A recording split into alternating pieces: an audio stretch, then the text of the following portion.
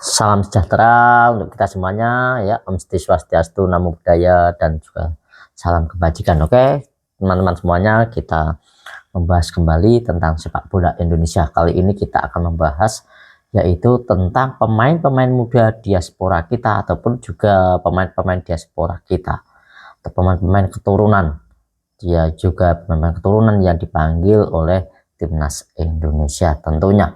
Dan yang terbaru di sini ya, oke, kita juga akan membahas tentang juga ada ini untuk ya Rafael Struijk. Nah, Rafael Struijk ini juga bergabung di Bali United. Nah ya, resmi bergabung di Bali United. Dan juga dari sini juga kemudian juga ada lagi, tidak hanya Rafael Struijk, yang ironisnya juga di sini ada pemain anyar kita yaitu Jean Leven. Pemain yang sangat muda, masih muda, kali juga gabung di klub Liga 1. Nah, ini banyak sekali, dan jika tidak hanya itu saja, juga ada Jordi Ahmad ya, yang bergabung di Persija di ya Kemayoran tentunya. Dan ini ya banyak sekali pemain-pemain juga yang gabung di Liga 1. Nah, di sini, dan menurut dari analisis saya, yang banyak sekali ya pemain-pemain diaspora atau pemain-pemain kita yang bergabung di Liga 1 ini setelah dipanggil oleh timnas, dan juga lalu kemudian ia bergabung di Liga 1, Liga Indonesia ya, dan yang sekarang juga sudah berganti nama ya, tidak Liga 1 lagi tapi Super League. Untuk tahun 2025 ini akan berganti nama sebagai nama Super League ya seperti itu ya. Nah, dan di sini untuk tidak hanya Jordi Ahmad saja, juga di sini juga untuk Sain Patinama juga hampir saja juga mau gabung timnas Indonesia, mau gabung klub di Indonesia maksud saya ya. Dan tidak hanya Sain saja, dan banyak sekali ya pemain yang hampir terjebak untuk di Liga Indonesia. Nah, seperti itu. Dan juga untuk ini juga masih ada juga seperti banyaklah ya pemain-pemain kita yang ingin bergabung dengan Indonesia, terutama di sini yang belum mendapatkan menit bermain. Juga banyak pemain-pemain ya kita, pemain-pemain diaspora kita yang gabung di Asia Tenggara, klub-klub di Asia Tenggara ini. Dan di sini sesuai dari analis saya, yang pemain-pemain diaspora yang bergabung di di klub-klub Asia Tenggara ataupun di klub-klub di Indonesia ini tidak menunjukkan performa yang lebih baik ya, banyak sekali yang mengalami penurunan dalam performanya ya, karena memang di sini dari segi kedisiplinan tentu saja tidak seketat di Eropa, kemudian juga fasilitas juga tidak sebagus klub-klub di Eropa ya, dan juga banyak lagi hal sekali itu juga yang perlu dipertimbangkan, dan banyak sekali hal juga yang memang banyak kekurangannya ya, seperti ini ya, banyak kekurangan dari segi taktikal, dari segi fisik ya, dan juga di sini yang terutama bukan hal itu, tapi dari segi permainan. Nah, cenderung di Asia Tenggara khususnya ya, permainan di Asia Tenggara tentunya di sini banyak sekali ya klub-klub yang memang bermain kasar ya, permainannya sangat kasar sekali, tidak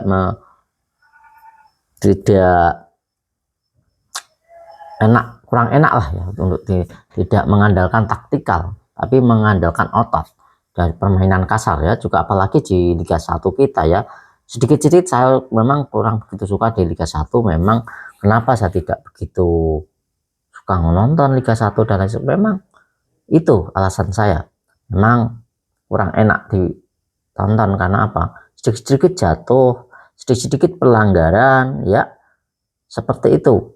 dan sedikit bermain kasar, tackling. Nah, ini sangat, itosnya di sini sangat, permainan tidak enak dinikmati menurut saya ya. Karena memang sedikit jatuh, sedikit pelanggaran, sedikit apalah, doping apalah. Nah, di sini itu dari pelanggaran atau terhentinya waktu sama bermainnya ini berkurangnya sangat banyak sekali. Jadi kalau dengan liga seperti itu sedikit-sedikit banyak pelanggarannya ya, banyak jatuhnya, dan banyak keributan ya, sedikit-sedikit ribut dan sedikit-sedikit protes. Nah, ini tidak akan mengalami kemajuan ya. Itu sulit ya, sulit untuk mengalami kemajuan dalam liga itu, sulit dalam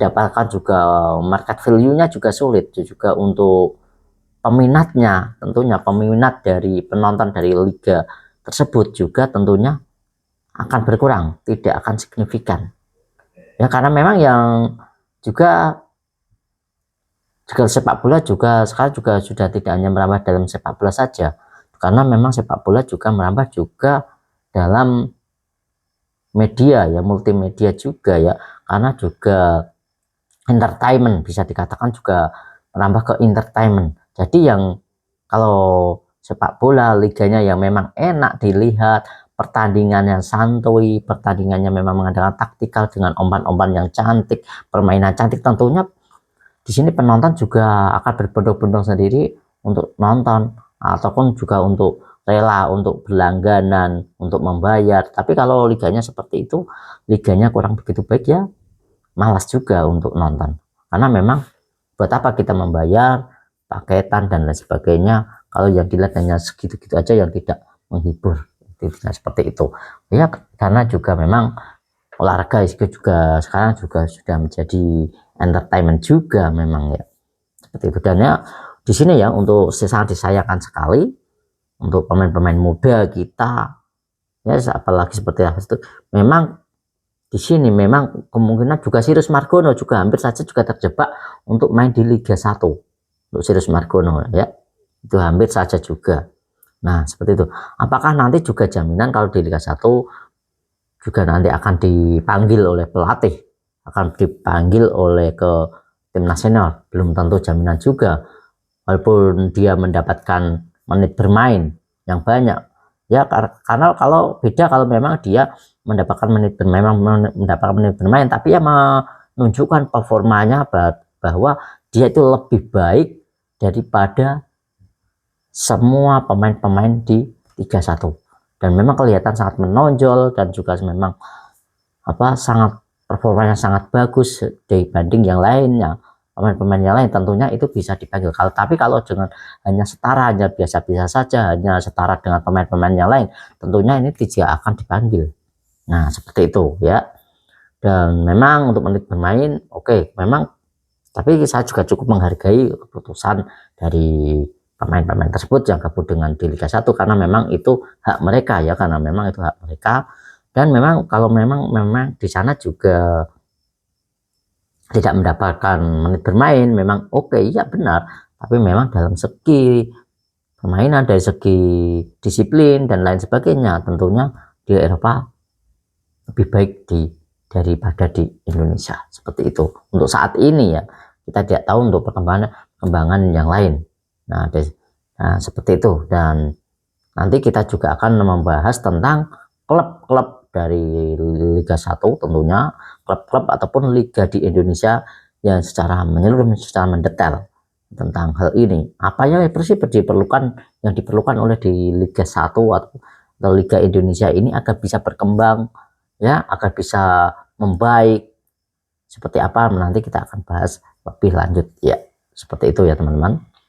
Dan itu memang kita juga tidak bisa menyalahkan, karena memang lagi-lagi juga butuh finansial. Ini juga sebuah kendala, karena memang mereka mungkin pikir juga memang kalau daripada tidak mendapatkan klub ya oke lah di Liga 1 tidak apa-apa, yang penting kita mendapatkan klub dan menit bermain. Dan kalau memang anggut di sana sudah tidak dipakai, banyak sekali yang menolak, klub-klub yang menolak tentunya akan menganggur dan tidak bisa bermain tentunya. Itu juga ada sesuatu pertimbangan juga, kemungkinan besar seperti itu ya. Nah, mereka juga memang kalau memang, tapi kalau menurut saya ya bolehlah, tapi jangan di Liga 1 ataupun di liga-liga seperti Thailand lah, ataupun ya sebenarnya penting jangan di Indonesia. Nah, seperti juga kita buktikan kemarin juga Port United juga Port FC ya, yang juga bisa menjuarai di Piala Presiden. Ya, tapi di sini juga ada catatan juga untuk di Piala Presiden, banyak sekali minus yang tertera, banyak sekali meninggalkan minus yang sangat-sangat banyak sekali ya sepanjang liga-liga yang ada ataupun kompetisi-kompetisi yang ada ya. Untuk di Liga Presiden tadi kemarin, Piala Presiden, tapi oke lah, tapi juga tidak masalah ya. Oke, tapi ini alangkah baiknya ini juga jadi catatan atau PR dari untuk Piala Presiden. Memang mereka bisa mendatangkan klub dari luar negeri ya, memang itu perkembangan cukup baik, cukup bagus. Tapi di sini banyak sekali catatan, seperti ada genangan air, baru hujan biasa-biasa saja sudah tidak bisa bermain, permainan dihentikan, ini yang kurang baik. Banyak sekali catatan, dan lain adalah insiden lampu mati dan banyak sekali. Nah, itu yang memang harus yang jadi PR tentunya. Oke, jadi seperti itu, cukup sekian ya. Sangat disayangkan untuk pemain-pemain diaspora kita ya, pemain-pemain dari diaspora kita terjun di Liga 1 ya, rata-rata dari analisis saja per tahun ya, hampir semua pemain diaspora yang bermain di Liga 1 tidak menunjukkan performanya yang meningkat, tapi malah mereka performanya menurun. Itu yang terjadi, dan faktanya itu yang terjadi ya. Jadi seperti itu, sangat disayangkan sekali. Oke, jadi semoga saja nanti kita lihat saja nanti jika sudah bergulir bagaimana sepak terjang dari Rafael Struijk ataupun Jen Raven di Liga 1 dan juga Jordi Amat. Oke, terima kasih. Dan juga pemain-pemain diaspora yang bergabung di Liga 1 semuanya, ataupun yang bukan Liga 1 sekarang ya, karena Super League ya. Oke, nanti kita nantikan seperti apa pemain. Oke, kemungkinan besar saya juga akan nonton Liga 1 loh time ini, karena apa, saya ingin melihat, ada juga memantau juga dari pemain-pemain diaspora kita. Dan oke, terima kasih teman-teman yang sudah like, sudah subscribe. Saya ucapkan banyak terima kasih, jangan ragu-ragu untuk saran dan kritiknya, tulis di kolom komentar. Saya ucapkan banyak terima kasih ya atas support rekan-rekan semuanya, dan pecinta sepak bola, dan salam sejahtera dan salam keluarga. Cheers.